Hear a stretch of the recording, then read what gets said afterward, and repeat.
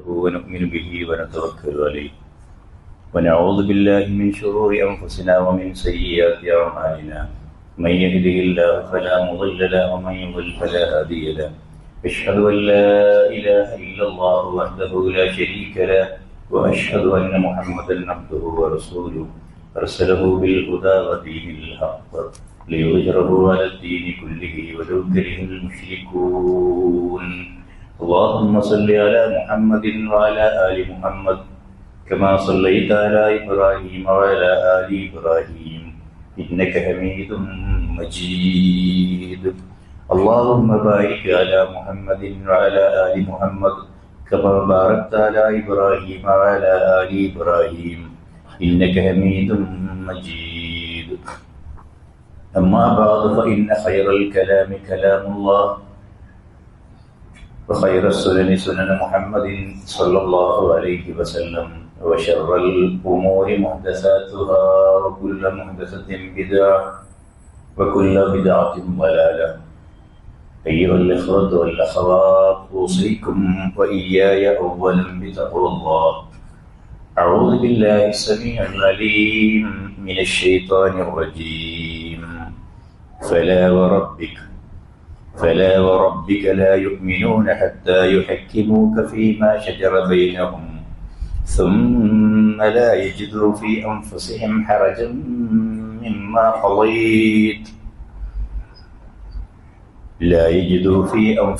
حرجا مما قضيت ويسلموا تسليما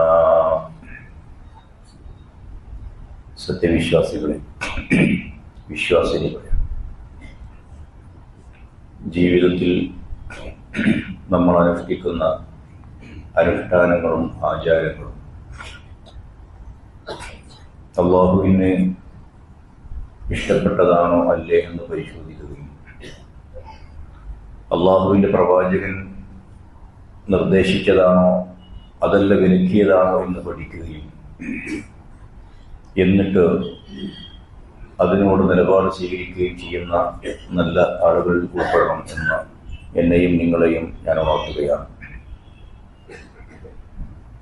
അല്ലാഹു സുബ്ഹാനഹു വ തആല മനുഷ്യർക്ക് നൽകിയ കാരുണ്യങ്ങളിൽ വളരെ പ്രധാനപ്പെട്ടതാണ് അല്ലാഹുവിൻ്റെ നിയമങ്ങൾ നമ്മളെ പഠിപ്പിക്കാൻ പറഞ്ഞയച്ച പ്രവാചകന്മാരെന്നും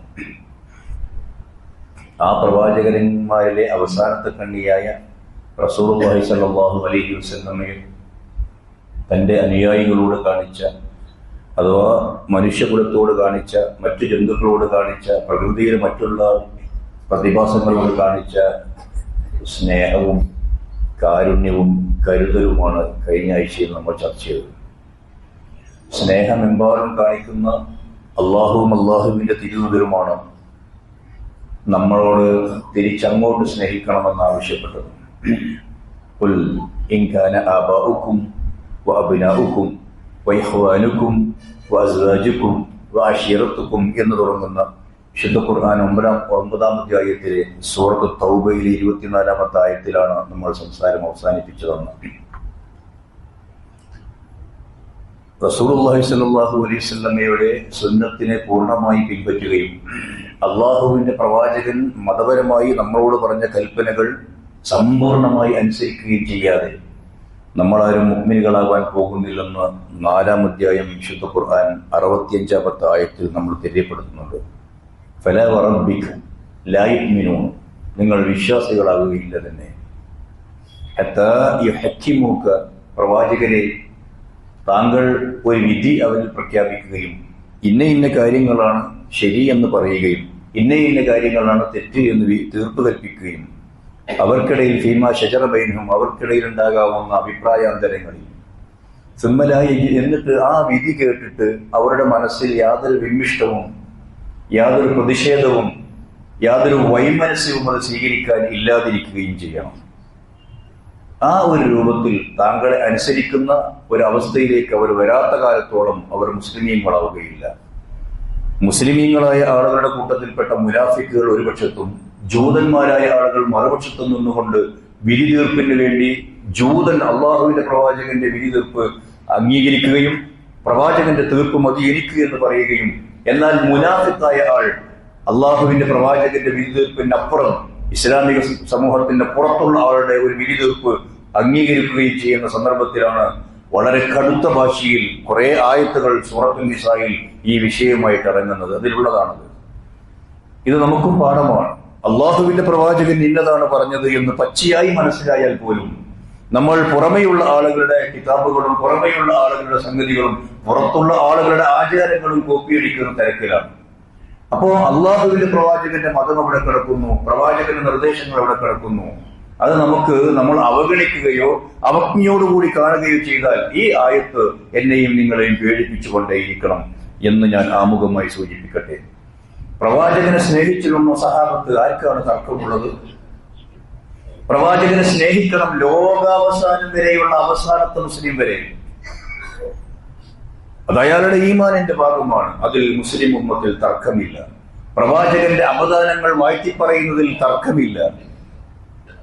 റസൂലുള്ളാഹി സ്വല്ലല്ലാഹു അലൈഹി വസല്ലമയെ സഹാബത്തിന്റെ കാലഘട്ടങ്ങളിൽ അവർ സ്നേഹിച്ച പോലെ നമുക്കൊട്ട് സ്നേഹിക്കാനുമാവില്ല. അവർ പ്രവാചകന്റെ കൂടെ ജീവിച്ച് പ്രവാചകന്റെ പ്രതിബന്ധങ്ങളിൽ സഹായികളായി നിന്ന് കൊടുത്ത ആളുകളാണ്. 83 ആളുകൾ ദാറുൽ അർഖമിൽ ആയ സന്ദർഭത്തിൽ അബൂബക്കർ സിദ്ദീഖ് റളിയല്ലാഹു തആല അൻഹു അലഹ എന്ന പദമാണ് കിതാബുകൾ ഉപയോഗിക്കുന്നത്. അലട്ടിക്കൊണ്ടിരുന്ന പ്രവാചകനെ ഗംഭീരമായിട്ട് പ്രവാചകനെ എങ്ങനെ എന്താ പറയാ നിർബന്ധിച്ചുകൊണ്ടേയിരുന്നു. വലം യസൽ അബൂബക്കർ യലുഹു ഹത്താ ലഹറ. റസൂലുള്ളാഹി സ്വല്ലല്ലാഹു അലൈഹി വസല്ലം അബൂബക്കർ സിദ്ദീഖ് റളിയല്ലാഹു തആല അൻഹു പറയുന്ന ആ അഭിപ്രായത്തോട് യോജിക്കുന്നത് വരെ പിന്നാലെ കൂടി. എന്താണ് അഭിപ്രായം എന്നറിയോ? ഇങ്ങനെ ദാറുൽ അർഖമിൽ അടച്ചിട്ട വാതിലിനകത്ത് പറഞ്ഞാൽ പോരല്ലോ തൗഹീദ് പ്രവാചകരെ, താങ്കളോടുള്ള കൽപ്പന അത് പുറത്തു പറയണമെന്നല്ലേ? പ്രവാചകനെ പേടിച്ചിരുന്നത് അബൂബക്കർ നമ്മൾ ന്യൂനപക്ഷമാണ്, ഇന്ന ഖലീൽ. അവർ ആക്രമിക്കാൻ പുറപ്പെട്ട പ്രതിരോധിക്കാൻ പോലും കഴിയാത്തത്ര ന്യൂനപക്ഷമായ ആളുകൾക്ക് സമയമായിട്ടില്ല എന്നായിരുന്നു പ്രവാചകന്റെ ഒരു ആ സമയത്തുള്ളൊരു ചിന്ത. അബൂബക്കർ സിദ്ദീഖ് റളിയല്ലാഹു തആല അൻഹു ശക്തമായി ആവശ്യപ്പെട്ടപ്പോ പ്രവാചകൻ സമ്മതിച്ചു. അങ്ങനെ പ്രവാചക തിരുമേനി സല്ലല്ലാഹു അലൈഹി വസല്ലമ ഈ ആളുകളെ കൂട്ടിയിട്ട് കഅബാലയത്തിന്റെ മുമ്പിലേക്ക് പോകുന്നു. ഇസ്ലാമിന് വേണ്ടിയിട്ടുള്ള ഒന്നാമത്തെ പ്രസംഗത്തിന് വേണ്ടി എഴുന്നേറ്റ് നിന്നത് അബൂബക്കർ സിദ്ദീഖ് റളിയല്ലാഹു തആല അൻഹു ആണ്. ആദ്യത്തെ പ്രസംഗം ആകെ ഇളകി പറഞ്ഞു. ഖുറൈശികൾ ഇളകി മറിഞ്ഞു, അവർ ആക്രമിച്ചു. ഉത്ബത്ത് ഇബ്നു റബീഅ പ്രവാചക തിരുമേനിയെ നന്നായി പെരുമാറി. പ്രവാചകന്റെ മുഖം വിവർണമായി പോയി, മൂക്കും മുഖവും തിരിച്ചറിയാൻ പറ്റാത്ത രൂപത്തിലായിപ്പോയി എന്ന് ഗ്രന്ഥങ്ങൾ രേഖപ്പെട്ട് കിടക്കുന്നു. പൂർണ്ണമായി ബോധമറ്റു പോയ പ്രവാചക തിരുമേനിയുടെ ഈ അനുചരനെ അദ്ദേഹത്തിന്റെ ഗോത്രങ്ങളായ ബനൂ തൈം വിവരമറിഞ്ഞു വന്ന് രക്ഷപ്പെടുത്തി. അവർ ഒരു ശീലയിൽ എടുത്തിട്ട് അഥവാ ഒരു തട്ടത്തിലേക്ക് മാറ്റിക്കിടത്തിയിട്ട് ചലനമറ്റ് കിടക്കുന്ന അബൂബക്കർ സിദ്ദീഖ് റളിയല്ലാഹു തആല അൻഹുവിനെ വീട്ടിൽ കൊണ്ടുപോയാക്കി. അവർ കരുതിയത് അബൂബക്കർ റളിയല്ലാഹു തആല അൻഹു മരിച്ചു എന്നാണ്, അല്ലെങ്കിൽ ഉടൻ മരിക്കും എന്നുമാണ്. അവിടെ നോക്കാൻ ആളുകളെ ഏൽപ്പിച്ച് അവർ തിരിച്ചു വന്ന് ഒരു പ്രഖ്യാപനം നടത്തി. വല്ലാഹി ലഇൻ മാത അബൂബക്കർ, ഒരു കാര്യം മനസ്സിലാക്കിക്കൊള്ളണം, അബൂബക്കർ എങ്ങാനും ഈ സംഘടനത്തിൽ ഇതിൽ മരണപ്പെട്ടു പോയാൽ ഞങ്ങൾ എന്തായാലും ഉഖ്ബയെ കൊല്ലും. അതിനാരും ചോദിക്കാനും പറയാനൊന്നും വരണ്ട എന്നവർ പ്രഖ്യാപിച്ചു. വീട്ടിൽ ഉമ്മയേൽപ്പിച്ചു. അവർ വൈകുന്നേരം വരെ സംസാരിക്കാൻ പറ്റാവുന്നൊരവസ്ഥ ഏറെ നേരം കഴിഞ്ഞതിന് ശേഷം സന്ധ്യയാകുന്ന സന്ദർഭത്തിൽ അബൂബക്കർ സിദ്ദീഖ് റളിയല്ലാഹു തആല ഉണ്ടായി. അപ്പൊ അദ്ദേഹം ആദ്യം പറഞ്ഞ എന്താ അറിയോ? മാ ഫഅല റസൂലുള്ളാഹി സ്വല്ലല്ലാഹു അലൈഹി വസല്ലം, എന്റെ പ്രവാചകൻ എവിടെയുണ്ട്, എങ്ങനെയുണ്ട്? ബോധമറ്റുപോയ സന്ദർഭത്തിൽ പ്രവാചക തിരുമേനി ആക്രമിക്കപ്പെടുകയും പ്രവാചക തിരുമേനി മരിച്ചു പോവുകയും ചെയ്തു എന്ന വല്ലാത്തൊരു ഭീതി, ഭയം, സങ്കടം മതിക്കുകയായിരുന്നു അദ്ദേഹത്തെ. ഉമ്മുൽ ഖൈർ പ്രിയപ്പെട്ട മാതാവ് ഒരുപാട് ആശ്വസിപ്പിച്ചു നോക്കി. ഉമ്മുൽ ഖൈറിനോട് നിർബന്ധിച്ച് അദ്ദേഹത്തിന്റെ ഭക്ഷണവും വെള്ളവും കൊടുക്കാൻ ഇവർ ആവശ്യപ്പെട്ടു. കിണഞ്ഞി പരിശ്രമിച്ചു. അപ്പോഴൊക്കെ ബോധം വരുമ്പോ അബൂബക്കർ സിദ്ദീഖ് ചോദിക്കും, മാസാ അല റസൂലുള്ളാഹി സ്വല്ലല്ലാഹു അലൈഹി വസല്ലം. അവസാനം അദ്ദേഹം തന്നെ നിർദ്ദേശിച്ചു, എനിക്കറിയില്ല മോനെ എവിടെയാണുള്ളത് എന്ന്, എങ്കിൽ നിങ്ങൾ പോവണം, എങ്ങോട്ട് പോകണം? Ummu Jameel Bintul Khattab, Umar bin ഖത്താബിന്റെ മകൾ ഉമ്മു ജമീൽ മുസ്ലിമാണ്. ആ ഇസ്ലാം മതം ഒളിപ്പിച്ചു വെക്കുന്ന സ്ത്രീയാണ്. അവിടെ ചെന്നാൽ എന്റെ പ്രവാചകൻ ഇവിടെ ഉണ്ട് എന്നറിയാം. ഈ ഉമ്മ മുസ്ലിമായിട്ടില്ല, ഈ ഉപ്പ മുസ്ലിമായിട്ടില്ല, ശത്രുപക്ഷത്താണുള്ളത്. രണ്ടുപേരും ശത്രുപക്ഷത്താണുള്ളത്. നിങ്ങൾ ഉമ്മു ജമീലിന്റെ അടുത്തേക്ക് പോകണം. ഉമ്മു ജമീലിന്റെ അടുത്ത് എന്ന് പറഞ്ഞു, എന്റെ മകൻ വല്ലാതെ ക്ഷണിക്കുന്നു. അങ്ങനെ ഉമ്മു ജമീൽ പറഞ്ഞു, ഇന്ന സ്ഥലത്ത് പ്രവാചകനുണ്ട്. പ്രവാചകനുള്ള സ്ഥലം തേടിയിട്ട് അവർ പോവുകയാണ്. അബൂബക്കർ മുഹമ്മദ് ബിൻ അബ്ദുള്ള എന്ന് പറഞ്ഞു,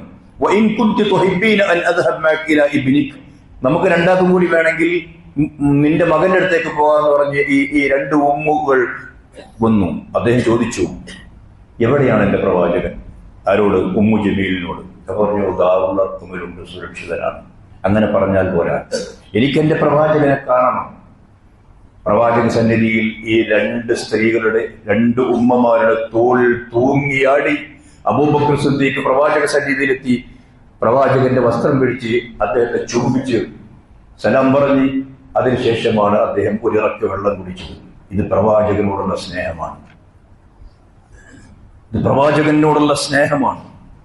അങ്ങനെ പ്രവാചകൻ തിരുമേനി സല്ലല്ലാഹു അലൈഹി വസല്ലമയോട് സംസാരിക്കുന്നതിനിടയിൽ അബൂബക്കർ സിദ്ദീഖ് റളിയല്ലാഹു തആല അൻഹു എന്ന് പറയുന്ന ഒരു മനുഷ്യന്റെ മനസ്സൊന്ന് നോക്കൂ നിങ്ങൾ. എന്താ പറയാനുള്ളത്? ആകെ പറയാനുണ്ടായിരുന്നത് വഹാദിഹി ഉമ്മി, പ്രവാചകൻ ഇതെന്റെ ഉമ്മയാണ്. ബർറത്തുൻ ബിവലദിഹ, മോനോട് വല്ലാതെ കാരുണ്യം കാണിക്കുന്ന, സ്നേഹം കാണിക്കുന്ന, പുണ്യം ചെയ്യുന്ന ഒരു ഉമ്മ. പക്ഷേ വഅൻത മുബാറക് ഫദൂഹ ഇലല്ലാഹ്, പ്രവാചകനെ അങ്ങ് എന്റെ ഉമ്മാക്ക് വേണ്ടി പ്രാർത്ഥിക്കണം. അവർക്ക് എന്റെ ഉമ്മാക്ക് വേണ്ടി പ്രാർത്ഥിക്കണം. നരകത്തിന്റെ വിറക് പുള്ളിയായ എന്റെ ഉമ്മയെ അങ്ങയുടെ പ്രാർത്ഥന സ്വീകരിച്ചുകൊണ്ട് അള്ളാഹു അതിൽ നിന്ന് രക്ഷപ്പെടുത്തിയേക്കാം. അള്ളാഹുവിന്റെ പ്രവാചകൻ ഉമ്മുൽ ഖൈറിന് വേണ്ടി പ്രാർത്ഥിച്ചു. ഉമ്മുൽ ഖൈർ മുസ്ലിമായി, നരകത്തിൽ നിന്ന് രക്ഷപ്പെട്ട് സ്വർഗാവകാശിയായി. ഇതൊരു മുസ്ലിമിന്റെ മനസ്സ്. പ്രവാചകനോട് സ്നേഹമുള്ള, ഇസ്ലാമിനോട് സ്നേഹമുള്ള, ഉറ്റവരോടും ഉടയവരോടും അതേ സ്നേഹം കാണിക്കുന്ന, അതേ സ്നേഹമല്ല അതിന്റെ താഴെയുള്ള സ്നേഹം കാണിക്കുന്ന ആളുകൾ ഓരോരുത്തരോടും ചെയ്യേണ്ട ബാധ്യതയാണിത്. നമ്മൾക്ക് ഈ അബൂബക്കർ സിദ്ദീഖ് കാണിച്ച് ഈ ഭാഗത്ത് തോറ്റുപോവുകയാണ്. അതെന്തെങ്കിലും ആയിക്കോട്ടെ, അവരായി അവരുടെ പാടായി, നമുക്കിപ്പോ എന്താ അതിൽ കാര്യം? അതല്ല, അത് ബാധ്യതാ നിർവഹണത്തിലെ പരാജയം തന്നെയാണ്. ഈ അബൂബക്കർ സിദ്ദീഖ് റളിയല്ലാഹു തആല അൻഹുവാണ് പ്രവാചകനോടൊപ്പം മരിക്കുമെന്ന് ഉറപ്പുള്ള ഒരു യാത്രയിൽ ഒരാൾ പങ്കെടുക്കുക. നോക്കൂ, അതിനു മുമ്പ് മരിക്കുമെന്ന് ഉറപ്പുണ്ടായിട്ട്, കൊന്നുകളയുമെന്ന് ഉറപ്പുണ്ടായിട്ട് അലി ഇബ്നു അബീ ത്വാലിബ് എന്ന് പറയുന്ന ഒരു ചെറുപ്പക്കാരൻ ഒരു വിരിപ്പിൽ കിടന്നുറങ്ങുക. പ്രവാചകനെ കൊല്ലാൻ വേണ്ടി വീട് വളഞ്ഞ ആളുകൾ ഉണ്ടവിടെ. വാള് ഊരിപ്പിടിച്ച വാളുമായി. ഉറപ്പാണ് അത് പ്രവാചകനല്ല എന്ന് അറിയുന്നതോടുകൂടിയുള്ള അരിശം പർവ്വതീകരിക്കുമ്പോൾ അലിയുടെ ജീവൻ പോകുമെന്ന്. അള്ളാഹുവിന്റെ പ്രവാചകനോടുള്ള സ്നേഹത്തിന്റെ ഭാഗമായി കിടന്നു കൊടുക്കുന്ന അലി എവിടെ കിടക്കുന്നു? നമ്മളെവിടെ കിടക്കുന്നു? ആ പ്രവാചക സ്നേഹം എവിടെ കിടക്കുന്നു? നമ്മൾ ഈ കാണിക്കുന്ന പേക്കൂത്തുകൾ എവിടെ കിടക്കുന്നു? സൗർ ഗുഹയിലെ പ്രവാചകനോടൊപ്പമുള്ള അബൂബക്കർ സിദ്ദീഖ് റളിയല്ലാഹു തആല അൻഹു സുറാഖത്ത് ബിൻ മാലിക്കിനെ തൊട്ട് പിന്നിൽ നിന്ന് ഒന്ന് ആഞ്ഞു വെട്ടിയാൽ കഴുത്തു പോകാവുന്ന ദൂരത്തെത്തുമ്പോഴുള്ള അബൂബക്കർ സിദ്ദീഖ് റളിയല്ലാഹു തആല അൻഹു. ഈ സമയങ്ങളിലും അല്ലാത്തടങ്ങളിലും ഒക്കെ അബൂബക്കർ സിദ്ദീഖ് റളിയല്ലാഹു തആല അൻഹു ഉണ്ടായിരുന്ന വല്ലാത്ത സ്നേഹം. നബി സല്ലല്ലാഹു അലൈഹി വസല്ലം മരണപ്പെട്ടു എന്ന് കേട്ടപ്പോൾ സമനില തെറ്റിപ്പോയ ഉമർ ഇബ്നുൽ ഖത്താബ് റളിയല്ലാഹു തആല അൻഹുവിനുണ്ടായിരുന്ന പ്രവാചക സ്നേഹം. ഉഹുദ് രണാങ്കണത്തിലാണ് പ്രവാചകനോട് സഹാബത്തിലുണ്ടായിരുന്ന സ്നേഹത്തിന്റെ അതിന്റെ തന്നെ പരമകഷ്ടം മനസ്സിലാവുക. ഉഹുദ് രണാങ്കണത്തിലെ രണ്ടാം ഘട്ടം. ആദ്യഘട്ടം മുസ്ലിമീങ്ങൾ ജയിച്ചു നിൽക്കുകയാണ്. ഗനീമത്ത് സ്വത്തുക്കൾ വാരിക്കൂട്ടും തിരക്കിൽ പ്രവാചക തിരുമേനിയുടെ നിർദ്ദേശം ലംഘിച്ച് ജബൽ റുമാത്തിൽ നിന്ന് ആളുകൾ ഇറങ്ങി വന്നപ്പോൾ ഉണ്ടായ രണ്ടാം ഘട്ടം. ഇക്രിമത്ത് ബിൻ അബൂജഹലും ഖാലിദ് ബിൻ വലീദും യുദ്ധതന്ത്രത്തിന്റെ ഭാഗമായി മുസ്ലിമീങ്ങളെ പരാജയപ്പെടുത്തിയ രംഗം. 9 ആളുകളായിരുന്നു 9 പേരായിരുന്നു പ്രവാചകന്റെ ചുറ്റും നിന്നിരുന്നത്. 7 ആളുകളും സ്വർഗം പുൽകി ധീര രക്തസാക്ഷികളായി കടന്നുപോയി.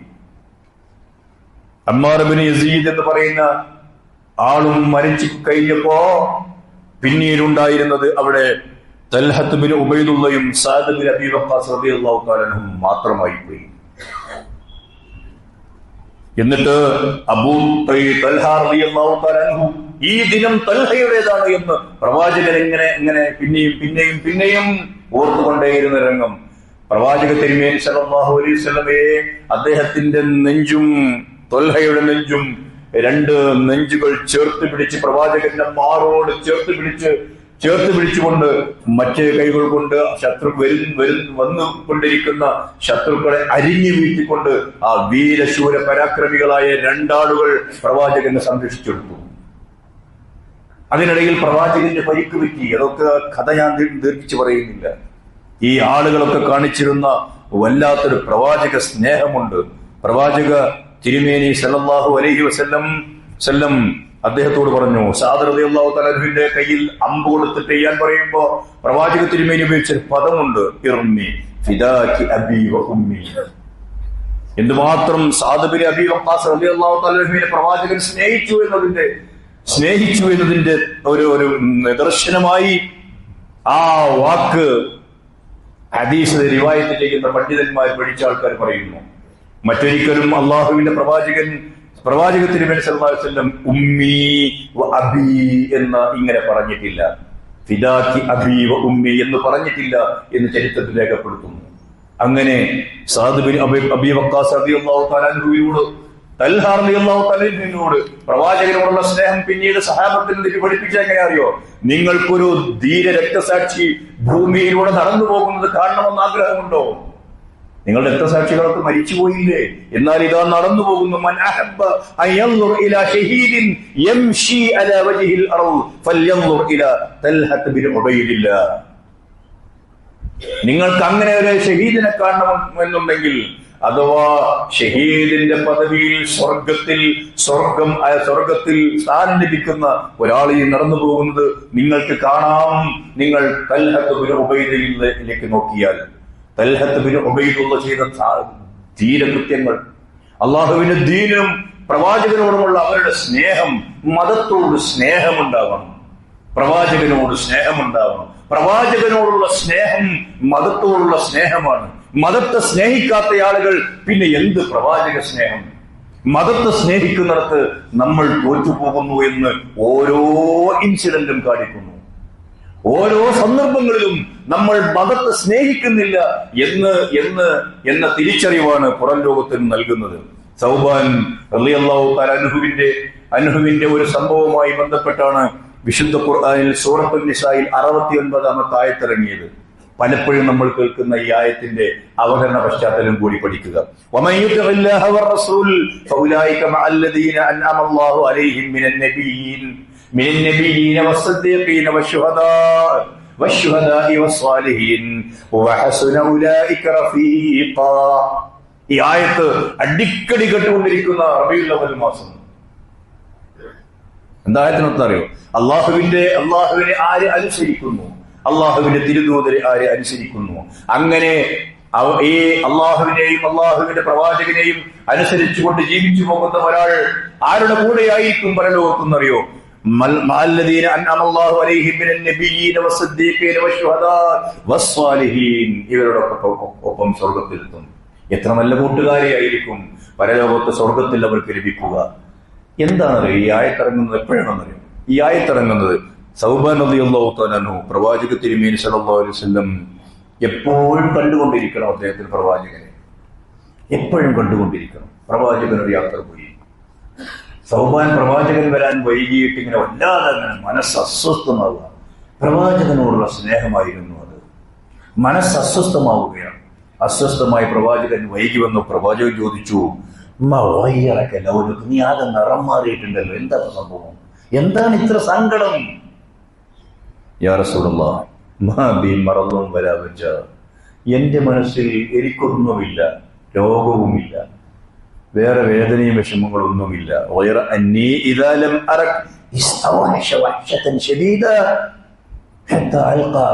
എനിക്ക് വല്ലാത്തൊരു ഏകാന്തതയും ബുദ്ധിമുട്ടും എടങ്ങേറും അസ്വസ്ഥതയും ഒക്കെ അനുഭവപ്പെടുന്നു താങ്കളെ കാണാതിരിക്കുമ്പോ. ഞാൻ ആലോചിച്ചു പോയി, പരലോകത്തെത്തുമ്പോ പ്രവാചകരെ സ്വർഗം കിട്ടിയാൽ തന്നെയും നിങ്ങൾ ഉന്നതമായൊരു പദവിയായിരിക്കുമല്ലോ സ്വർഗത്തിൽ, ഞങ്ങൾ ആ പദവിയിൽ ഉണ്ടാവൂലല്ലോ. എന്റെ പ്രവാചകനെ ഇങ്ങനെ അടുത്തിരുന്ന് നോക്കിയിരുന്ന് ആനന്ദിക്കാൻ പറ്റാവുന്ന പശ്ചാത്തലം നഷ്ടപ്പെട്ടു പോയില്ലേ? അതാണ് എന്റെ വേദന, അതാണ് എന്റെ വേദന. അള്ളാഹുവിന്റെ കിതാബിൽ ആയത്തിറങ്ങിയത്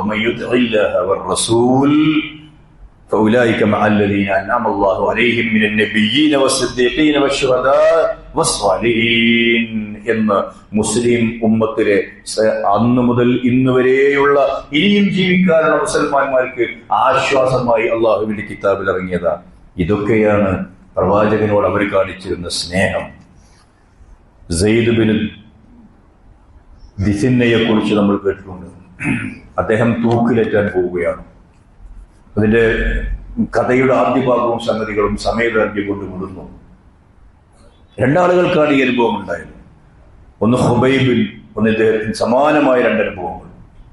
അതിൽ അദ്ദേഹത്തെ തൂക്കിലേറ്റാൻ വേണ്ടിയുള്ള ആക്ടിവിറ്റീസ് ഒക്കെ ഏറെക്കുറെ കഴിഞ്ഞതിന് ശേഷം അബൂ സുഫിയാൻ ചോദിക്കുന്ന ഒരു ചോദ്യമുണ്ട്. അൻഷുദുക് ബില്ലാഹി യാ സെയ്ദ് അതുഹിബ്ബു അന്ന മുഹമ്മദൻ അൽആൻ عندنا مكانك نضرب عنقه وأنك في أهلك. ഈ ഒരു സന്ദർഭത്തിൽ നിന്നെ ഞങ്ങൾ വെറുതെ പറഞ്ഞയക്കുകയും നിന്റെ സ്ഥാനത്ത് ഞങ്ങൾ മുഹമ്മദിനെ കൊണ്ടുവന്ന് അവന്റെ തലയെടുക്കുകയും ചെയ്യുകയാണെങ്കിൽ നിന്റെ അഭിപ്രായം എന്താണ്? വല്ലാഹി മാ ഉഹിബ്ബു അന്ന മുഹമ്മദൻ അൽആന ഫീ മകാനിഹി الذي هو في تصيبه شوكة تؤذيه وأني جالس في أهلي. നിങ്ങൾ എന്നെ വിട്ടയച്ച് ഞാൻ എന്റെ കുടുംബത്തിലിരിക്കുകയും പ്രവാചക തിരുമേനി ഉള്ള ഒരു സ്ഥലത്ത് വെച്ച് അദ്ദേഹത്തിന്റെ കാലിൽ ഒരു ചെറിയ മുള്ള് തറച്ച് അദ്ദേഹം അതിന്റെ വേദന സഹിക്കുന്നത് പോലും ഞാൻ ഇഷ്ടപ്പെടുന്നില്ല. എന്നിട്ടല്ലേ നിങ്ങൾ കുന്നുകളയുന്നത്? പ്രവാചകനോട് അവർക്ക് അത്രമാത്രം സ്നേഹമുണ്ടായി. ഇത് മനസ്സിലാക്കിയ അബൂ സുഫിയാൻ അന്ന് പറഞ്ഞു, മാ റഅയ്തു മിനൻ നാസി അഹദൻ, ഞാനൊരു ജനവിഭാഗത്തെയും കണ്ടിട്ടില്ല. അദ്ദേഹം പറഞ്ഞു പോയത് യുഹിബ്ബു അഹദൻ കഹുബ്ബി അസ്ഹാബി മുഹമ്മദ, മുഹമ്മദിന്റെ അനുയായികൾ മുഹമ്മദിനെ സ്നേഹിക്കുന്ന പോലെ മറ്റൊരു നേതാവിനെയും അനുയായികൾ സ്നേഹിക്കുന്നത് ഞാൻ കണ്ടിട്ടില്ല. പുറം ലോകത്തൊക്കെ പോയി ഒരുപാട് രാജാക്കന്മാരെ കണ്ടുവന്ന ഖുറൈശി തറവാട്ടിലെ പ്രമുഖന്മാരായ ആളുകൾ പലരും ഇങ്ങനെ പറഞ്ഞിട്ടുണ്ട്. എന്നിട്ട് സഹാബത്ത് ഇങ്ങനെ പറഞ്ഞു. മുആദ് റളിയല്ലാഹു തആല അൻഹുവിനെ യമനിലേക്ക് പറഞ്ഞയക്കുകയാണ് പ്രവാചകൻ. ആ സംഭവം പലപ്പോഴും റിവായത്ത് ചെയ്യപ്പെടുന്ന സംഭവമാണ്. പ്രവാചകന്റെ ഉപദേശം, ആ ഉപദേശം പറയുന്ന പ്രവാചകൻ ഇത്ര കൂടി പറഞ്ഞിരുന്നു, യാ മുആദ് ഇന്നക അസാ അല്ലാ തൽഖാനി ബഅദ അമി ഹാദാ ലഅല്ലക അൻ തമുറ ബിമസ്ജിദി വഖബ്രി. ഈ വർഷം കഴിഞ്ഞ് നീ പിന്നീട് തിരിച്ചു വരുന്ന സന്ദർഭത്തിൽ മുആദ്, നീ എന്നെ കണ്ടുകൊള്ളണമെന്നില്ല. നീ എന്റെ പള്ളിയുടെയും എന്റെ ഖബറിന്റെയും ഇടയിലൂടെ ആയിരിക്കും നടന്നു പോവുക. നീ വരുമ്പോഴേക്ക് ഞാൻ മരിച്ചു കഴിഞ്ഞിട്ടുണ്ടാകും എന്ന് പ്രവാചകന്റെ ആ മൊഴി കേട്ട് മുആദ് പൊട്ടിക്കരഞ്ഞിട്ടാണ് യമനിലേക്ക് പോകുന്നത്. ഇവരൊക്കെ യഥാർത്ഥത്തിൽ അക്ഷരാർത്ഥത്തിൽ പ്രവാചക തിരുമേനി സല്ലല്ലാഹു അലൈഹി വസല്ലമയെ സ്നേഹിക്കുകയായിരുന്നു. പ്രവാചക തിരുമേനി സല്ലല്ലാഹു അലൈഹി വസല്ലം മക്കം ഫത്ഹിന്റെ ദിവസം അബൂബക്കർ സിദ്ദീഖ് റളിയല്ലാഹു തആല അൻഹുവിന്റെ ഉപ്പ അന്നാണ് മുസ്ലിം ആകുന്നത്. നോക്കൂ, നിങ്ങൾ യുദ്ധത്തിൽ പങ്കെടുത്തിട്ടുള്ള അദ്ദേഹം ഇസ്ലാമിന് വേണ്ടിയുള്ള അദ്ദേഹം അന്ന് വളരെ വൈകി മുസ്ലിമായി. അപ്പോഴേക്ക് അദ്ദേഹത്തിന്റെ കണ്ണ് കാണാൻ പറ്റാത്ത അവസ്ഥ, വാർദ്ധക്യമുണ്ട്. അദ്ദേഹം മുസ്ലിമായ വിവരം അബൂബക്കർ സിദ്ദീഖ് നബിയുടെ അടുത്ത് ചെന്ന് പറഞ്ഞു. പ്രവാചകനെയും കൂട്ടിയിട്ട് അദ്ദേഹത്തിന്റെ അടുത്ത് പോവാണ് ബൈഅത്ത് വാങ്ങാൻ വേണ്ടി. അങ്ങനെ പോകുമ്പോ ആ സന്തോഷം രേഖപ്പെടുത്തി. സന്തോഷം പ്രവാചകൻ രേഖപ്പെടുത്തുമ്പോൾ അബൂബക്കർ സിദ്ദീഖ് കരയുകയാണ്. എന്തിനാണ് താങ്കൾ കരയുന്നത്? നല്ലോണം പഠിക്കേണ്ട ഒരു പാടുന്നുണ്ട്. എന്തിനാണ് താങ്കൾ കരയുന്നത്? പ്രവാചകരെ അങ്ങ് വല്ലാതെ ആഗ്രഹിച്ചു പോയ ഒരു മതം മാറ്റമുണ്ടായിരുന്നു. അത് അങ്ങയുടെ മൂത്താപ്പയുടേതാണ്. അബൂ താലിബ്, എന്റെ ഉപ്പ ഇസ്ലാമിലേക്ക് കടന്നു വന്ന പോലെ താങ്കളുടെ മൂത്താപ്പ അന്ന് വന്നിരുന്നെങ്കിൽ താങ്കൾക്ക് എന്തുമാത്രം സന്തോഷമുണ്ടാകുമായിരുന്നു. അള്ളാഹുവിന്റെ പ്രവാചകന് നഷ്ടപ്പെട്ടു പോയ സന്തോഷത്തെ ഓർത്ത് കരയുകയാണ് അബൂബക്കർ സിദ്ദീഖ് റളിയല്ലാഹു തആല അൻഹു. ഇതൊക്കെ വെറും വാക്കുകൊണ്ട് പറയുന്ന പ്രണയങ്ങളല്ല, ഇഷ്കല്ല, മുഹബ്ബത്തല്ല, സ്നേഹമല്ല. വിശ്വാസം രൂപപ്പെടുത്തിയെടുത്ത ശരിക്കുമുള്ള പ്രവാചക സ്നേഹം തന്നെയാണ്. അള്ളാഹുവിന്റെ പ്രവാചകൻ മരണപ്പെട്ടു പോയതിനു ശേഷം മദീനയിൽ ജീവിക്കാൻ ബിലാലിന് കഴിഞ്ഞില്ല. അദ്ദേഹം നാട് വിട്ടുപോയി. പിന്നെ അദ്ദേഹം പിന്നീട് മദീനയിൽ വരുന്നുണ്ട്. മദീനയിൽ വന്നപ്പോൾ ആളുകൾ ബിലാലിന്റെ വാക്ക് കേൾക്കാൻ ഇഷ്ടപ്പെടുക സ്വാഭാവികമാണ്. ബിലാൽ പങ്കു കൊടുക്കുന്ന മൈക്കിന്റെ മുമ്പിൽ നിന്ന് അഷ്ഹദു അല്ലാ ഇലാഹ ഇല്ലല്ലാഹ് അഷ്ഹദു അന്ന മുഹമ്മദൻ എന്ന് പറഞ്ഞ് അവിടെ അങ്ങോട്ട് പിന്നെ പറഞ്ഞില്ല. ആ ബാങ്ക് മറ്റൊരാൾ പൂർത്തിയാക്കിക്കുകയാണ്. ഇതായിരുന്നു പ്രവാചകനും തന്റെ അനുയായികളും തമ്മിലുണ്ടായിരുന്ന ഹൃദയബന്ധവും സ്നേഹവും. ആ സ്നേഹം ഈമാനായിരുന്നു. ആ ഈമാൻ ഉള്ള ആളുകൾ, ഒരു പറ്റം ആളുകൾ ഇനിയും ഈ ലോകത്ത് ബാക്കിയാവേണ്ടതുണ്ട്. ഏതെങ്കിലും ഒരു മാസം വരുമ്പോ ചില നാടകങ്ങൾ കളിക്കുകയും അതിന് മറ്റുള്ള ജാതിക്കാരായ ആളുകളുടെ ആചാരങ്ങൾ അപ്പടി കോപ്പിയടിക്കുകയും അവരെന്തൊക്കെ ചെയ്യുന്നുണ്ടോ, അവർ ഉടുമ്പിന്റെ മാളത്തിൽ പ്രവേശിച്ചാൽ ആ ഉടുമ്പിന്റെ മാളത്തിൽ മെഡങ്ങേറായി പ്രവേശിക്കുകയും ചെയ്യുന്ന കോപ്പിയടിക്കുന്ന ആചാരങ്ങളല്ല അള്ളാഹുവിന്റെ പ്രവാചകനുള്ള സ്നേഹം എന്ന് തിരിച്ചറിയുകയും അള്ളാഹുവിന്റെ പ്രവാചകനെ ആ അനുചരന്മാർ എങ്ങനെ സ്നേഹിച്ചു എന്നത് കിതാബുകൾ വായിച്ച് പഠിക്കുകയും പകർത്തുകയും ചെയ്യണമെന്ന് വിനീതമായി ഞാൻ അപേക്ഷിക്കുകയാണ്. അള്ളാഹു നമ്മെ സഹായിക്കുമാറാകട്ടെ.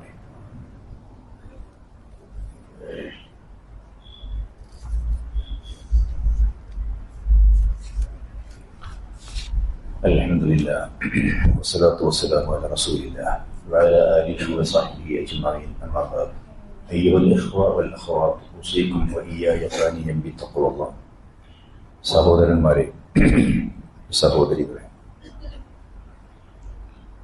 അള്ളാഹുവിന്റെയും പ്രവാചകന്റെയും നിയമനിർദ്ദേശങ്ങൾ അക്ഷരം പ്രതിപാലിക്കുന്ന സത്യവിശ്വാസികളുടെ കൂട്ടത്തിൽ ഉൾപ്പെടാൻ ശ്രമിക്കണമെന്ന് ഒന്നുകൂടെ എന്നെയും നിങ്ങളെയും പ്രവാചകന്മാരുടെ കൂട്ടത്തിൽ വിശുദ്ധ ഖുർആനിൽ തിൽക റുസുൽ ഫദ്ദൽനാ ബഅ്ദഹും അലാ ബഅ്ദിൻ എന്ന് ആയത്തിറക്കിൽ നമ്മോട് പറയുന്നുണ്ട്. അള്ളാഹുവിന്റെ 1,24,000 പരം അമ്പിയാക്കന്മാർ പല ഫദ്ദലല്ലാഹു ബഅ്ദഹും അലാ ബഅ്ദ്, അതിൽ ചിലർക്ക് അള്ളാഹു ശ്രേഷ്ഠത നൽകിയിട്ടുണ്ട്. എന്നിട്ട് പറഞ്ഞു അതിൽ അള്ളാഹുവോട് സംസാരിച്ച ആളുകളുണ്ട്. അങ്ങനെ ആയത്തിങ്ങനെ പോവാണ്. പല പ്രവാചകന്മാർക്കും ഫദ്ൽ നൽകിയിട്ടുണ്ട്, ചില ശ്രേഷ്ഠതകൾ നൽകിയിട്ടുണ്ട്. അത് അള്ളാഹുവിന്റെ കിതാബ് പറഞ്ഞിട്ടുമുണ്ട്. പള്ളികൾ 27 ദറജ കൂലി കിട്ടും നമ്മൾ പള്ളിയിൽ ജമാഅത്ത് നിസ്കരിച്ചാൽ. പക്ഷെ 3 പള്ളികൾക്ക് വീണ്ടും ദറജ അധികരിച്ചു നൽകി. അതിൽ ഏറ്റവും നമ്പർ 1 സ്ഥാനത്ത് മസ്ജിദുൽ ഹറാമിനെ നിർത്തി. കൃത്യമായി അതൊക്കെ ആളുകൾക്ക് പറഞ്ഞു കൊടുത്തു. അള്ളാഹുവിന്റെ മതം ഇന്ന പള്ളികൾക്ക് ശ്രേഷ്ഠതയുണ്ട്, ഇന്ന മാസങ്ങൾക്ക് ശ്രേഷ്ഠതയില്ല. എന്ന ആയത്തിലൂടെ മിൻഹ അർബഅത്തുൻ ഹുറും, അതിൽ 4 പേരെടുത്ത് പറഞ്ഞു ഇതിന് ശ്രേഷ്ഠതയുണ്ട്. ശ്രേഷ്ഠതയുള്ളതൊക്കെ പറഞ്ഞു. ദിവസങ്ങളിൽ വെള്ളിയാഴ്ചക്ക് ഇന്നത്തെ ദിവസത്തിന്റെ ശ്രേഷ്ഠത പറഞ്ഞു. അതിലെ ചില സമയത്തിന്റെ ശ്രേഷ്ഠത പറഞ്ഞു. തിങ്കളാഴ്ചയും വ്യാഴാഴ്ചയുമുള്ള ശ്രേഷ്ഠത പറഞ്ഞു. അങ്ങനെ പറയാനൊന്നും വിട്ടുപോയിട്ടില്ല. എണ്ണി പറഞ്ഞു. ഈ തിങ്കളാഴ്ചയും വ്യാഴാഴ്ചയും ഒക്കെ നിങ്ങൾക്ക് പറ്റുമെങ്കിൽ നോമ്പെടുക്കാമെന്ന് പറഞ്ഞു. ലൈലത്തുൽ ഖദറിന്റെ പുണ്യം പറഞ്ഞു, സമയങ്ങളുടെ പുണ്യം പറഞ്ഞു, ഒക്കെ പറഞ്ഞു.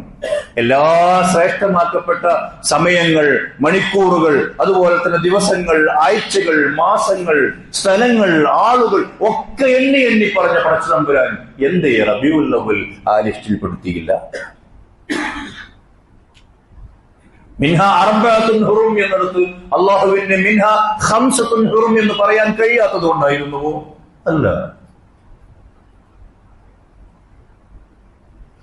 അല്ലല്ലോ. റമളാനിന്റെ പവിത്രതയും പുണ്യവും വിശുദ്ധ ഖുർആനും സുന്നത്തും വേറെ പറഞ്ഞു. എവിടെയും റബീഉൽ അവ്വലിന്റെ ശ്രേഷ്ഠത പറഞ്ഞു കണ്ടില്ല. എന്തുകൊണ്ട് പറഞ്ഞില്ല? പ്രവാചകൻ ആ മാസത്തിന് പ്രത്യേകിച്ച് പുണ്യമൊന്നും കൽപ്പിച്ചില്ല. സഹാബ റളിയല്ലാഹു തആല അൻഹും ഒരു പുണ്യവും കൽപ്പിച്ചില്ല. ഖൈറുൽ ഖുറൂനി ഖർനി സുമ്മല്ലദീന യലൂനഹും സുമ്മല്ലദീന യലൂനഹും സുമ്മല്ലദീന യലൂനഹും 3 നൂറ്റാണ്ടിലെ ഉത്തമരായ ആളുകൾ ആരും ഒരു പുണ്യവും കൽപ്പിച്ചില്ല. എന്തുകൊണ്ട്? അങ്ങനെ കൽപ്പിക്കണമെന്ന് ഖുർആനിലോ സുന്നത്തിലോ അവർ കണ്ടില്ല. പിന്നീട് 4-ാം നൂറ്റാണ്ടിൽ ഷിയാക്കൾ അവരിന്നും അഭിമാനപൂർവ്വം പറയുന്ന ഈ വീഡിയോ നമ്മുടെ ഒക്കെ ഫോണുകളിലൂടെ ഒഴുകുന്നു.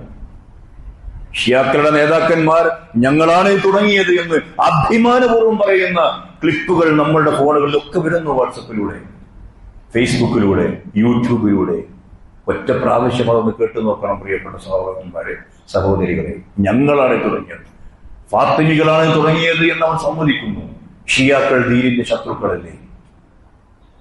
അവർ അള്ളാഹുവിന്റെ ദീനിന്റെ പുറത്തുനിന്നുള്ള ദുരാചാരം കൊണ്ടുവരുമ്പോ അതിനോട് എന്ത് സമീപനം സ്വീകരിക്കണം എന്ന് നമുക്കൊരു നിലപാട് വേണ്ടേ? നബിദിനാഘോഷം എന്നത് പുത്തനാചാരമാണെന്ന് അത് ആഘോഷിക്കുന്ന ആളുകൾ സമ്മതിക്കുന്നുണ്ട്. മുമ്പ് പതിവില്ലാത്തതാ, അത് ഹിജറ 300-ന് ശേഷം വന്നതാ. അങ്ങനെയാകുമ്പോ നമ്മളെ അടിക്കടി പറയുന്ന കുല്ലു ബിദ്അത്തിൻ ളലാല വകുല്ലു ളലാലത്തിൻ ഫിന്നാർ എന്നത് നേരാണെന്ന് സമ്മതിക്കേണ്ടി വരില്ലേ? ഇത്രയും കാര്യങ്ങൾ മനസ്സിലൊരു ചോദ്യങ്ങളായി കിടക്കട്ടെ. മറ്റുള്ള ആളുകളൊക്കെ ചെയ്യുന്നത് ഇപ്പൊ ഒരു ചില ആളുകൾക്ക് ഒരു എന്താ പറയാ, ഞങ്ങളൊരു ഉയർന്ന നിലവാരത്തിലേക്ക് നിന്ന് പറയാന്ന് അവർക്ക് തോന്നും. നടക്കുന്നത് അങ്ങനെ നടന്നോട്ടെ, അതുണ്ടായിക്കോട്ടെ. മതത്തിൽ ഒരു കാര്യം പുണ്യം കിട്ടാൻ വേണ്ടി ചെയ്യുകയാണെങ്കിൽ അത് ആളുകൾ നല്ലതാണെന്ന് പറഞ്ഞാൽ പോരാ, സതുദ്ദേശം ഉണ്ടായാലും പോരാ. സതുദ്ദേശം ഉണ്ടായാൽ പോരാ, ഇഖ്ലാസ് ഉണ്ടായാൽ പോരാ. അത് പുണ്യമെന്ന് ആളുകൾ പെരുമ്പറ കൊട്ടിയത് കൊണ്ടും കാര്യമില്ല. അത് അഖ്ലസായാൽ പോരാ, അസ്മബുമാകണം എന്നാണ് മതം. നമ്മൾ ആത്മാർത്ഥമായി ചെയ്യുന്നു, കൂലി കിട്ടാൻ വേണ്ടിയാണ് ഞങ്ങൾ ഇതൊക്കെ ചെയ്യുന്നത്. അതിന് കൂലി തരാൻ അള്ളാഹ് ഏറ്റിട്ടില്ല. കൂലി തരാൻ അള്ളാഹ് ഏൽക്കുന്നത് അള്ളാഹു ചെയ്യാൻ വേണ്ടി പറഞ്ഞ കാര്യങ്ങൾക്ക് മാത്രമാണ്. കൂലി തരാൻ അള്ളാഹ് ഏറ്റിട്ടുള്ളത് അള്ളാഹുവിന്റെ പ്രവാചകൻ നിർദ്ദേശിച്ച കാര്യങ്ങൾ ചെയ്യുമ്പോൾ മാത്രമാണ്. എത്ര നമസ്കാരം നിങ്ങൾക്ക് നിസ്കരിച്ച ഒരു ദിവസം? എന്ത് അതിനൊക്കെ ഒരു ചിട്ടയും മട്ടവും കണക്കും വെച്ചത്? സുന്നത്ത് നമസ്കാരങ്ങൾ എന്തിനാണ് കൃത്യമായി ഇങ്ങനെ ഇത്രേ പാടുള്ളൂ എന്ന് പറഞ്ഞത്? എന്തിനായിരിക്കും പ്രവാചകൻ നിങ്ങളെ സ്വർഗത്തിലേക്ക് അടുപ്പിക്കുന്ന ഒരു കാര്യവും ഞാൻ പറയാതെ വിട്ടുപോയിട്ടില്ലട്ടോ എന്ന് പറഞ്ഞത്? നിങ്ങളെ നരകത്തിൽ നിന്ന് അകറ്റുന്ന ഒരു കാര്യവും ഞാൻ മറച്ചു പിടിച്ചിട്ടില്ല എന്ന് പറഞ്ഞത്? അതുകൊണ്ട് ആളുകൾ നല്ലതാണെന്ന് പറയുന്നതിന് മാനസികമായി സപ്പോർട്ട് നൽകുന്ന ആളുകൾ ഒരു കാര്യം തീരുമാനിക്കണം. അള്ളാഹുവിന്റെ റിസാലത്തിൽ അള്ളാഹുവിന്റെ പ്രവാചകൻ അദ്ദേഹത്തിന് കിട്ടിയ റിസാലത്തിൽ വഞ്ചന കാണിച്ചുവോ ഇല്ലേ എന്ന് ഈ ചോദ്യത്തിന് മറുപടി പറയണം. കുറച്ചു കാര്യങ്ങളൊക്കെ അള്ളാഹുവിന്റെ പ്രവാചകൻ ഒളിപ്പിച്ചു വെച്ച് മരിച്ചുപോയി എന്ന് സമ്മതിക്കുകയോ ഇല്ല. കടന്നു പോകുന്ന ആഴ്ചയിൽ ഒരു കാര്യം കൂടി സൂചിപ്പിക്കാനുണ്ട്. ആഘോഷങ്ങൾ മറ്റുള്ള ആളുകളുടേത് കാണുമ്പോ നമ്മൾ ഓർക്കേണ്ടത് മുസ്ലിമീങ്ങൾക്ക് ആചരിക്കാനായി രണ്ടേ രണ്ട് ആഘോഷങ്ങളേ ഉള്ളൂ. മൗലിദ് ആഘോഷങ്ങളിൽ നിന്ന് മാന്യമായി വിട്ടുനിൽക്കുന്ന പലരും പക്ഷേ പുറത്തുള്ള ആളുകളുടെ അന്യ സമുദായക്കാരുടെ ആഘോഷങ്ങളിൽ നിന്ന് ആ ഒരു മര്യാദ കാണിക്കുന്നില്ല. ഇത്രയും ഞാൻ പറഞ്ഞാൽ ബാക്കി നിങ്ങൾക്ക് ചേർത്ത് വായിക്കാവുന്ന ഒരു സദസ്സാണ് എന്റെ മുമ്പിലുള്ളത്. കാണിക്കുന്നില്ല. സൂക്ഷ്മതക്കുറവ് വന്നുപോകുന്നു എന്നതൊരു ശരിയാണ്. ഓണത്തിന്റെ വിഷയത്തിലായാലും ക്രിസ്തുമസിന്റെ വിഷയത്തിലായാലും നമുക്കൊരു നിലപാടുണ്ട്. ആ നിലപാട് കൃത്യമായി വിശദീകരിക്കപ്പെട്ടതും നമുക്കെല്ലാവർക്കും അറിയുന്നതുമാണ്. എത്ര വരെ പോവാം, എവിടെ നമ്മോട്ട് പോയിക്കൂടാ എന്നതും അറിയാവുന്നതാണ്. ആണ്ടിൽ 365 ദിവസവും ഇസ്ലാമികമായ ഡ്രസ്സിൽ തന്നെ പുറത്തിറങ്ങി പോകും നമ്മുടെ മക്കൾ. ഇന്നലെയും ഇന്നുമൊക്കെ മറ്റുള്ളവരുടെ ഡ്രസ്സാണ് വിലക്ക് വാങ്ങിയിട്ട് വായ്പ വാങ്ങിയിട്ടല്ല, വിലക്ക് വാങ്ങിയിട്ട് അതണിഞ്ഞുകൊണ്ട് തലയിൽ തട്ടം പോലുമില്ലാതെ മറ്റുള്ള ആളുകളുടെ വേഷവിധാനത്തിൽ കലാലയങ്ങളിൽ എത്തുന്നത്. ഓണം ആഘോഷിക്കുന്ന ആളുകൾക്ക് അതിന്റെ അവസാനം, അതിന്റെ പര്യവസാനം അവർ തന്നെ ചെയ്യുന്നത് നന്നായി ലഹരി തലക്ക് പിടിച്ചിട്ട് കൂട്ടത്തല്ലാണ്. അതാണ് ഇന്നലെ വൈകിട്ടും ഇനി ഇന്ന് വൈകുന്നേരവും അങ്ങാടികളുടെ റോഡുകളിൽ കാണാൻ പോകുന്നത്. ആ തല്ലിന്റെ അപ്പുറവും ഇപ്പുറവും നിൽക്കുന്നത് നല്ല ദീനുള്ള മാതാപിതാക്കളുടെ മക്കളാണ് എന്ന് വരുന്നത് സങ്കടമല്ലേ? ആരാണ് ഇത്ര വാശിയായി മറ്റുള്ളവരുടെ ആചാരങ്ങളൊക്കെയും അതുപോലെ ആചരിക്കണം എന്ന് ഈ മക്കളെ പഠിപ്പിച്ചത്? പണ്ടുമുണ്ടായിരുന്നു ഈ ആഘോഷങ്ങൾ സ്കൂളുകളിലും കലാലയങ്ങളിലുമൊക്കെ. ശബരിമലയിലേക്ക് പോകുന്ന കറുത്ത തുണിയെടുത്ത് നമ്മൾ ഇവിടെ വന്നാൽ എന്താണ് അവസ്ഥ? സന്യാസിമാരുടെ കാവിത്തുണിയെടുത്ത് നമ്മൾ ഇവിടെ വന്നാൽ എന്താണ് അവസ്ഥ? ആ ഒരു സംഗതി എന്താണ് ഈ പറയുന്ന ഇന്നത്തെ ഡ്രസ്സിന് കാണാത്തത്? അപ്പൊ അങ്ങനെയുള്ള കുറെ ചോദ്യങ്ങൾ നമ്മൾ ചോദിക്കേണ്ടതുണ്ട്. വിട്ടുനിൽക്കേണ്ടതിൽ നിന്ന് വിട്ടുനിൽക്കുകയും സഹകരിക്കേണ്ടതിന്റെ അതിരുകൾ നോക്കി സഹകരിക്കുകയും ചെയ്യാനുള്ള ഒരു ഈമാൻ അഥവാ എന്ന വിശുദ്ധ ഖുർആനിന്റെ നിർദ്ദേശങ്ങൾ അടിക്കടി പറയേണ്ടി വരുന്ന അവസ്ഥ ഉണ്ടായിക്കൂടാ. അള്ളാഹു കാത്തുരക്ഷിക്കുമാറാവട്ടെ. മതം എന്ന് പറയുന്നത് നമ്മൾക്കനുസരിച്ച് ചാച്ചും ചെരിച്ചും ആചരിച്ചുകൂടാ. കൃത്യമായ ചില നിലപാടുകളൊക്കെ ആ വിഷയത്തിൽ ഉണ്ടാവണമെന്ന് ഞാൻ വിനീതമായി അപേക്ഷിക്കുകയാണ്. അള്ളാഹു സുബ്ഹാനഹു വ തആല നമ്മിൽ നിന്ന് വന്നു പോകുന്ന തെറ്റുകുറ്റങ്ങൾ വിട്ടുപുറത്ത് മാപ്പാക്കി തരുമാറാവട്ടെ. പള്ളിയില്ലാത്ത സ്ഥലങ്ങളിൽ പുതിയ പള്ളികൾ നിർമ്മിക്കുവാനും നാട്ടിൽ ഉള്ള പള്ളികളുടെ അറ്റകുറ്റപ്പണികൾ നിർവഹിക്കാൻ സാമ്പത്തികമായി ശേഷിയില്ലാതെ ബുദ്ധിമുട്ടുകയും ചെയ്യുന്ന മഹല്ലുകൾക്ക് അവരുടെ പള്ളികൾ അറ്റകുറ്റപ്പണികളൊക്കെ നടത്തി നവീകരിക്കുവാനുമുള്ള ഒരു ഫണ്ടാണ് കേന്ദ്ര പള്ളി ഫണ്ട് എന്ന് പറയുന്ന ഫണ്ട്.